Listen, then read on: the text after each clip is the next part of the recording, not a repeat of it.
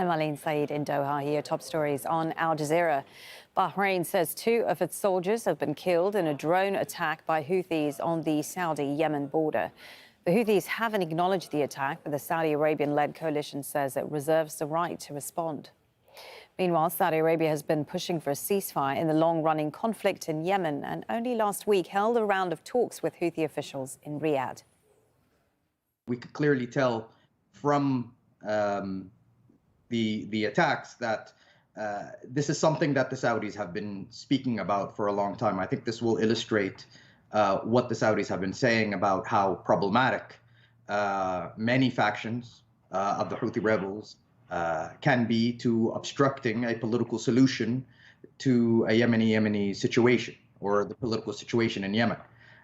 However, I think it is clear from the statement that while Saudi seems to be eager to react militarily, I think it's not being too hasty to react militarily. It's not a secret that actually many factions within the Houthi movement haven't been happy, haven't been satisfied by the approach of some Houthi officials who have been warming up to the idea of talking to Saudi Arabia by going to Saudi Arabia. They themselves, although have been able to hold the capital throughout the conflict, but they haven't been able to gain more territory since the last time was in 2020. And everyone is like, the situation is basically on a stalemate, and someone wants to do something. South Korea is hosting senior diplomats from China and Japan for talks on three-way cooperation.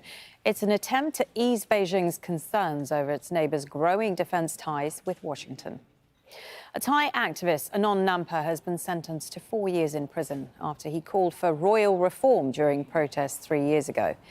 Thai laws protect the king and his close family from criticism.